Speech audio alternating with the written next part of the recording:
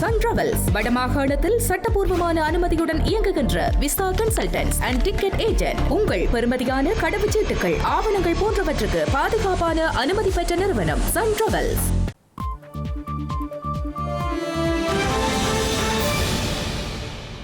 வணக்கம்.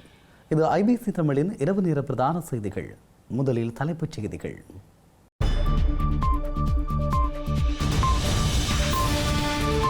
இலங்கையை உலுக்கிய பாரிய நிதி மோசடி, வாடிக்கையாளர்களின் வைப்பிற்கு பாதிப்பில்லை எனவும் அறிவிப்பு. எழுத்தாணை மனுவை தாக்கல் செய்த சுரேஷ் சலே கைது செய்யப்பட்டமை தவறு எனவும் சுட்டிக்காட்டு. ஸ்ரீலங்கா எதிர்க்கட்சிகள் நாட்டிற்கு சாபமானவர்கள், டெல்வின் சில்வா விசனம். விவாதத்திற்கு எடுத்துக் கொள்ளப்படவுள்ள மின்சக்தி அமைச்சருக்கு எதிரான நம்பிக்கையில்லா பிரேரணை, நாடாளுமன்ற குழு கூட்டத்தில் தீர்மானம். தமிழகத்தில் வேட்புமனு தாக்கல் நிறைவு, எடப்பாடி மற்றும் பிரேமலதா ஆகியோர் வேட்புமனு தாக்கல். இஸ்ரேலின் தாக்குதலில் இராணுவ உளவுத்துறையின் பொறுப்பாளர் பலி, 45 நாள் போர் நிறுத்த யோசனை முன்வைப்பு.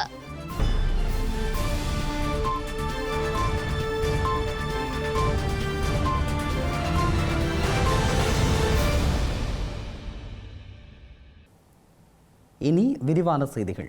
இலங்கையில் உள்ள முன்னணி வங்கிகளில் ஒன்றான தேசிய அபிவிருத்தி வங்கியின் ஊழியர்கள் சிலரால் சுமார் 13.2 பில்லியன் ரூபாய் நிதி மோசடி செய்யப்பட்டுள்ளமை உறுதிப்படுத்தப்பட்டுள்ளது. மோசடியுடன் தொடர்புடைய ஊழியர்கள் பணி நீக்கம் செய்யப்பட்டு சட்ட ரீதியாக கைது செய்யப்பட்டுள்ளதுடன் வங்கியின் பங்கு பரிமாற்றங்கள் கொழும்பு பங்குச் சந்தையில் தற்காலிகமாக நிறுத்தி வைக்கப்பட்டுள்ளன. இந்த மோசடியினால் வாடிக்கையாளர்களின் வைப்பு பணத்திற்கு எந்த பாதிப்பும் ஏற்படவில்லை என அந்த வங்கி குறிப்பிட்டுள்ளது. இலங்கையில் முன்னணி வங்கிகளில் ஒன்றான தேசிய அபிவிருத்தி வங்கி ஊழியர்களால் மேற்கொள்ளப்பட்ட சுமார் 13.2 பில்லியன் ரூபாய் அளவிலான பாரிய நிதி மோசடி தொடர்பில் அதன் பணிப்பாளர் சபை உத்தியோகபூர்வமாக அறிவித்துள்ளது. குறித்த தகவல் வெளியானதை அடுத்து கொழும்பு பங்குச் சந்தையில் அந்த வங்கியின் பங்கு பரிமாற்றங்கள் தற்காலிகமாக நிறுத்தி வைக்கப்பட்டுள்ளன.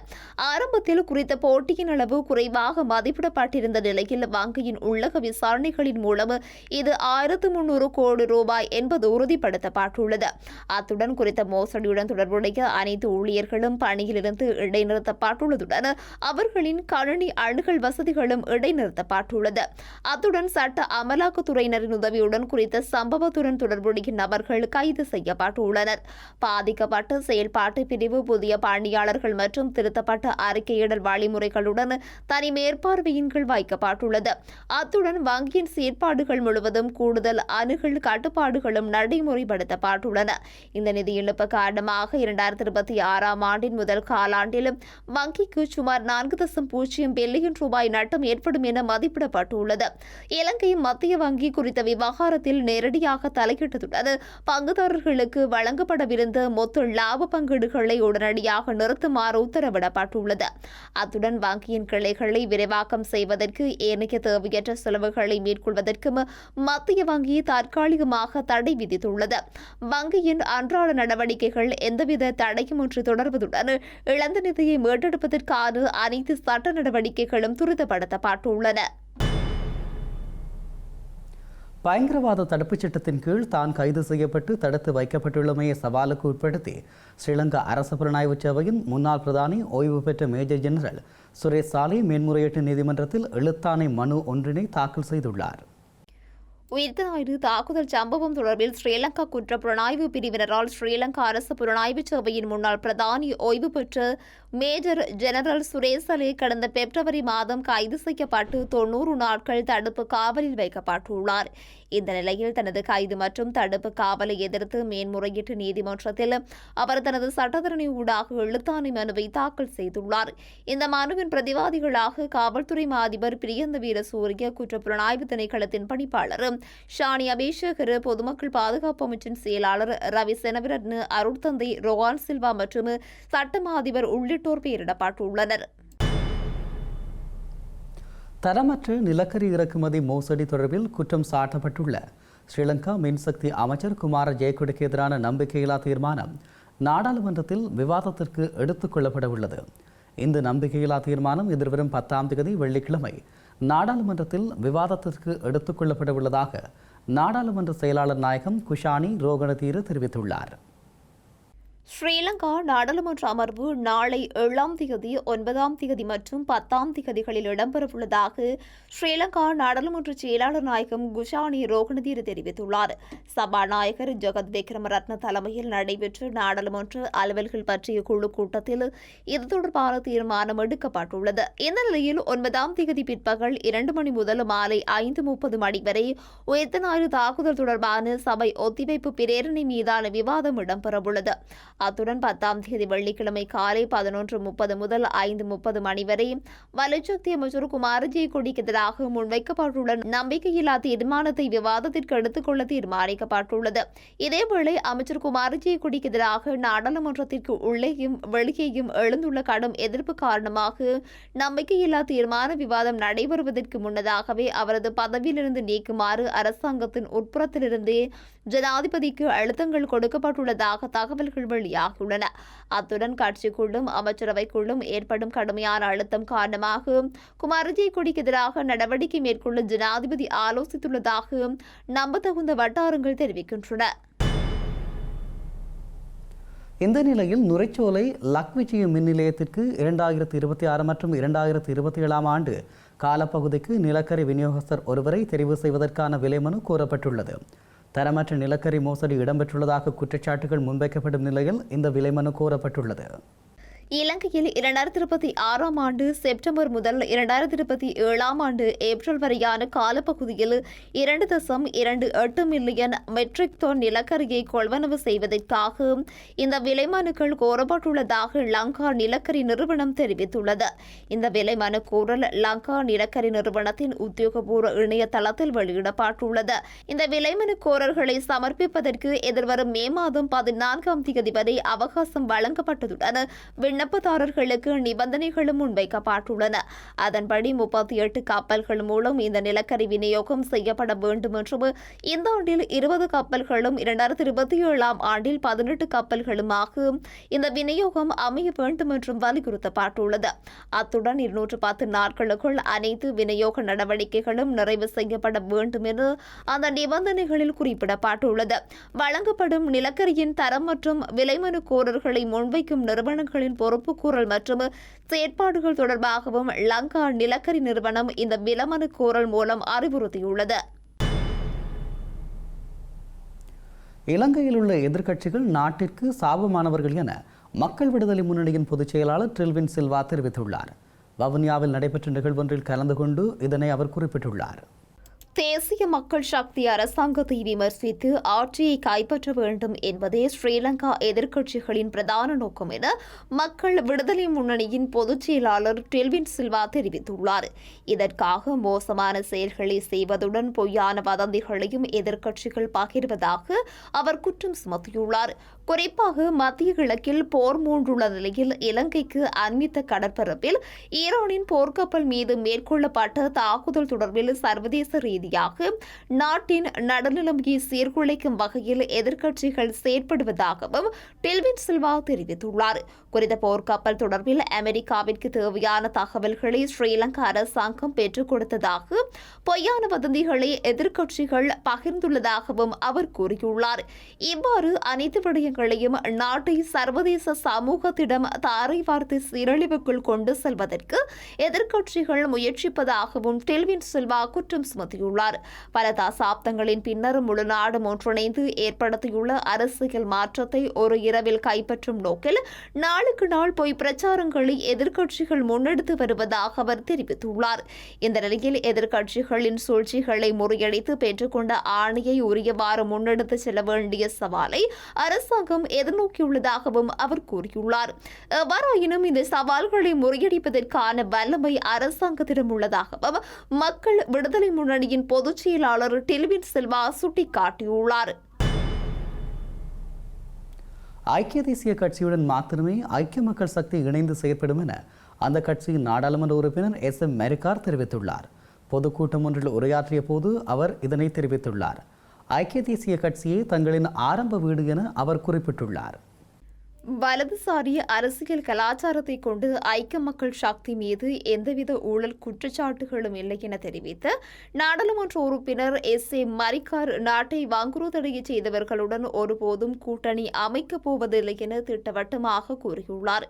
ஸ்ரீலங்கா முன்னாள் ஜனாதிபதி மஹிந்த ராஜபக்ஷ, கோட்டாபய ராஜபக்ஷ மற்றும் மத்திய வங்கி முன்னாள் ஆளுநர் அஜித் நிவாட் கேப்ரால் ஆகியோரே இலங்கையின் பொருளாதார வீழ்ச்சிக்கு காரணம் என அவர்களுடன் எவ்வாறு கூட்டணி அமைக்க முடியும் எனவும் அவர் கேள்வி எழுப்பியுள்ளார். அத்துடன் நாட்டை பொருளாதார ரீதியாக பாதிப்புக்குள்ளாக்கிய தரப்பினரை தவிர்த்து தமது அரசியல் கொள்கையுடன் ஒத்துப்போகும் தரப்புடன் மாத்திரமே இணைந்து பயணிக்க தீர்மானித்துள்ளதாகவும் அவர் கூறியுள்ளார். ஸ்ரீலங்கா விவசாய அமைச்சர் KD லால்காந்தவின் தற்போதைய சொகுசு வாழ்க்கை அவரது அரசியல் இரட்டை வேடத்தை அம்பலப்படுத்தியுள்ளதாக ஸ்ரீலங்காவின் முன்னாள் நாடாளுமன்ற உறுப்பினர் சஞ்சீவ எதிரிமன்ன தெரிவித்துள்ளார். பத்திரமுல்லையில் உள்ள ஸ்ரீலங்கா பொதுஜன பெரமுன கட்சி தலைமையகத்தில் இன்று நடைபெற்ற ஊடகவியலாளர் சந்திப்பிலேயே அவர் இவ்வாறு குறிப்பிட்டுள்ளார். ஸ்ரீலங்காவின் விவசாய அமைச்சர் KD லால்காந்தவின் வீடு குறித்து தற்போது நாடு தழுவிய ரீதியில் பாரிய அரசியல் விவாதம் எழுந்துள்ள நிலையில் குறித்த வீட்டை ஒரு காலத்தில் தேசிய மரபுரிமையாக அறிவிக்க வேண்டும் என தான் முன்மொழிந்ததாக ஸ்ரீலங்காவின் முன்னாள் நாடாளுமன்ற உறுப்பினர் சஞ்சீவ எதிரிமன்ன தெரிவித்துள்ளார். தேசிய மக்கள் சக்தியினர் கடந்த 60 ஆண்டுகளாக தூய அரசியல் பேசி வந்ததாகவும் அவர்களின் உண்மை முகம் அமைச்சர் லால்காந்தவின் சொகுசு மாளிகை மூலம் அம்பலமாகியுள்ளதாகவும் அவர் தெரிவித்துள்ளார். கடந்த 30 ஆண்டுகளாக எந்தவித வியாபாரமும் செய்யாமல் முழுநேர அரசியல்வாதியாக மட்டுமே இருந்த லால்காந்தவால் இவ்வளவு பெரிய மாளிகையை எப்படி கட்ட முடிந்தது எனவும் அவர் கேள்வி எழுப்பியுள்ளார். அரசியல்வாதிகள் சொத்து சேர்க்கக்கூடாது என மக்களுக்கு போதித்த லால்காந்த் தற்போது இவ்வாறான சொகுசு வாழ்க்கையை வாழ்வது அவரது இரட்டை வேடத்தை படம் போட்டு காட்டுவதாகவும் அவர் குறிப்பிட்டுள்ளார். தனது பிள்ளைகளுக்கு ஒரு புல்லாங்குழலை கூட வாங்கிக் கொடுக்க முடியாத ஏழை தந்தையர்கள் லால்காந்தவின் பேச்சை கேட்டு ஏமாந்த போதிலும் இன்று அவரது வீட்டில் பியானோக்கள் வாசிக்கப்படுவது வேடிக்கையானது எனவும் அவர் விமர்சித்துள்ளார். இலங்கையின் பல பகுதிகளுக்கும் கடும் மின்னல் குறித்த எச்சரிக்கை ஸ்ரீலங்கா வளிமண்டலவியல் திணைக்களத்தினால் விடுக்கப்பட்டுள்ளது. இதன்படி மேல் சப்ரகமுவ, மத்தி, வடமேல், வடமத்தி மற்றும் வடமாகாணங்களுக்கும் காலி, மாத்தறை மற்றும் திருகோணமலை ஆகிய மாவட்டங்களுக்கும் மின்னல் தொடர்பிலான எச்சரிக்கை விடுக்கப்பட்டுள்ளது. 20 மாவட்டங்களுக்கு சிகப்பு எச்சரிக்கையும் 5 மாவட்டங்களுக்கு மஞ்சள் எச்சரிக்கையும் விடுக்கப்பட்டுள்ளன. இந்த நிலையில் யாழ்ப்பாணத்தில் மின்னல் தாக்கத்தினால் வீடொன்று சிறு சேதங்களுக்கு உள்ளாகியுள்ள நிலையில் வீட்டில் இருந்தவர்களுக்கு எந்தவித பாதிப்பும் ஏற்படவில்லை என தெரிவிக்கப்பட்டுள்ளது. இலங்கையில் நிலவி வந்த அதிவெப்பமான காலநிலைக்கு மத்தியில் யாழ்ப்பாணத்தில் இன்று அதிகாலை பல பகுதிகளில் இடிமின்னலுடன் கூடிய மழை பெய்தது. இதன்போது வடமராட்சி கிரடாவில் பகுதியில் உள்ள வீடொன்றில் அருகில் நின்ற தென்னை மரத்தை மின்னல் தாக்கியதில் தென்னை மரம் தீப்பிடித்து எரிந்துள்ளது. குறித்த மின்னல் தாக்கத்தால் வீட்டின் சுவர்கள், ஜன்னல்கள் மற்றும் கதவு நிலைகள் என்பன சேதமடைந்துள்ளதுடன் வீட்டிலிருந்து எவருக்கும் காயங்கள் எதுவும் ஏற்படவில்லை எனவும் தெரிவிக்கப்பட்டுள்ளது. அதேவேளை குறித்த மின்னல் தாக்கத்தினால் அயலவர்களின் வீடுகளில் பாவனையிலிருந்து இலத்திரனியல் பொருட்கள் சிலவும் சேதமடைந்துள்ளதாக தெரிவிக்கப்பட்டுள்ளது. கட்டுநாயக்க விமான நிலையத்தில் 11 கோடியே 34 லட்சம் ரூபாய் பெறுமதியான குஸ் போதைப்பொருளுடன் நபர் ஒருவர் கைது செய்யப்பட்டுள்ளார். குறித்த சந்தேக நபர் சுங்க போதைப்பொருள் கட்டுப்பாட்டு பிரிவின் அதிகாரிகளால் கைது செய்யப்பட்டுள்ளார். கட்டுநாயக்க விமான நிலையத்தில் கொழும்பு கொம்பனி தெரு பகுதியைச் சேர்ந்த கூலி தொழிலாளி ஒருவர் 11 கோடிக்கும் அதிக பெறுமதியுடைய போதைப்பொருளுடன் கைது செய்யப்பட்டுள்ளார். குறித்த நபர் இன்று காலை 6:50 மணியளவில் இந்தியாவின் புதுடெல்லியிலிருந்து ஏர் இந்தியா நிறுவனத்திற்கு சொந்தமான A277 என்ற விமானம் மூலம் கட்டுநாயக்க விமான நிலையத்தை சென்றடைந்துள்ளார். இதன்போது குறித்த நபரின் பயணப்பொதியில் இருந்த சாக்லேட் பெட்டிக்குள் மறைத்து வைக்கப்பட்டிருந்த 11 கிலோ 340 கிராம் எடையுள்ள குஸ் போதைப் பொருளை அதிகாரிகள் கைப்பற்றியுள்ளனர். குறித்த நபர் மற்றும் அவரிடமிருந்து பறிமுதல் செய்யப்பட்ட போதைப் பொருட்கள் மேலதிக விசாரணைகளுக்காக கட்டுநாயக்க விமான நிலைய காவல்துறை போதைப் பொருள் ஒழிப்பு பிரிவினரிடம் ஒப்படைக்கப்பட்டுள்ளது. தமிழக சட்டசபை தேர்தலுக்கான வேட்புமனு தாக்கல் இன்றுடன் நிறைவடைய உள்ள நிலையில் அதிமுக பொதுச் செயலாளர் எடப்பாடி பழனிசாமி மற்றும் தேமுதிக பொதுச் செயலாளர் பிரேமலதா ஆகியோர் வேட்புமனு தாக்கல் செய்துள்ளனர். தமிழகத்தில் எதிர்வரும் 23ஆம் தேதி நடைபெறவுள்ள சட்டமன்ற தேர்தலை சந்திப்பதற்கு அனைத்து அரசியல் கட்சிகளும் தயாராகி வருகின்றன.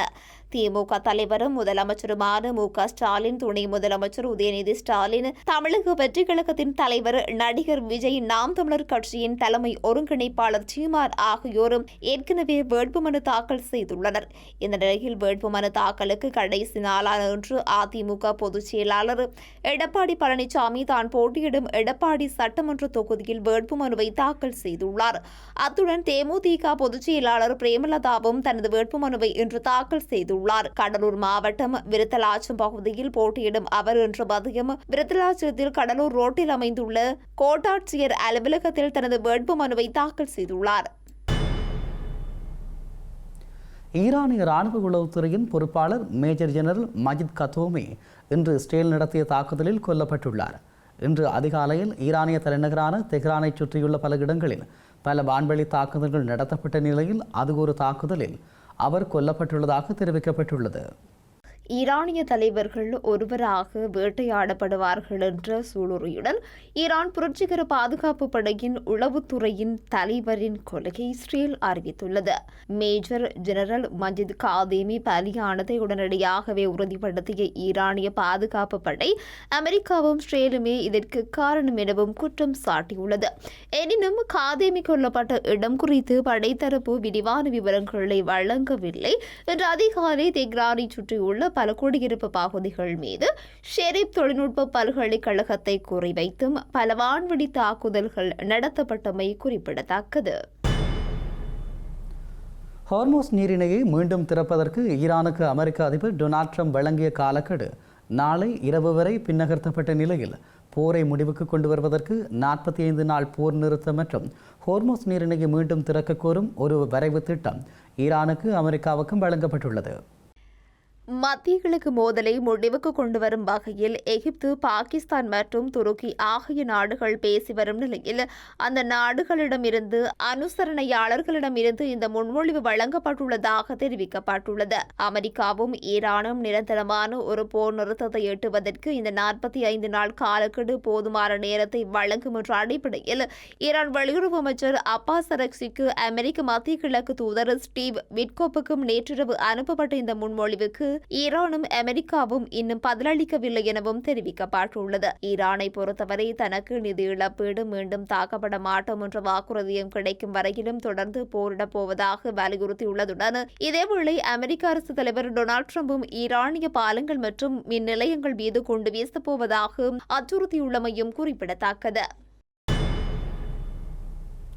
செய்திகளின் நிறைவாக மீண்டும் தலைப்புச் செய்திகள்.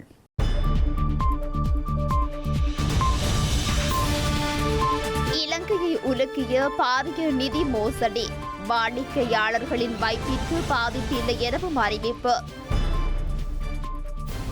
எழுத்தாணை மனுவை தாக்கல் செய்த சுரேஷ் சலே கைது செய்யப்பட்டமை தவறு எனவும் சுட்டிக்காட்டு. ஸ்ரீலங்கா எதிர்க்கட்சிகள் நாட்டிற்கு சாபமானவர்கள், டெல்வின் சில்வா விசனம்.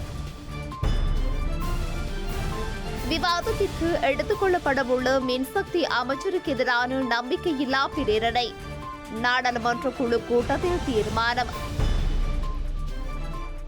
தமிழகத்தில் வேட்புமனு தாக்கல் நிறைவு, எடப்பாடி மற்றும் பிரேமலதா ஆகியோர் வேட்புமனு தாக்கல்.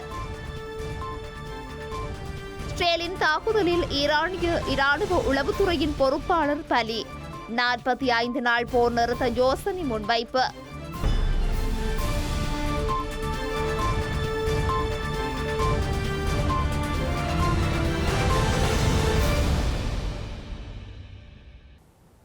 இத்துடன் ஐபிசி தமிழின் இரவு நேர பிரதான செய்திகள் நிறைவு பெற்றன. உடனுக்குடன் செய்திகளை அறிந்து கொள்ள ibctamil.com என்ற எமது இணையதளத்தை பார்வையிடுங்கள். வணக்கம்.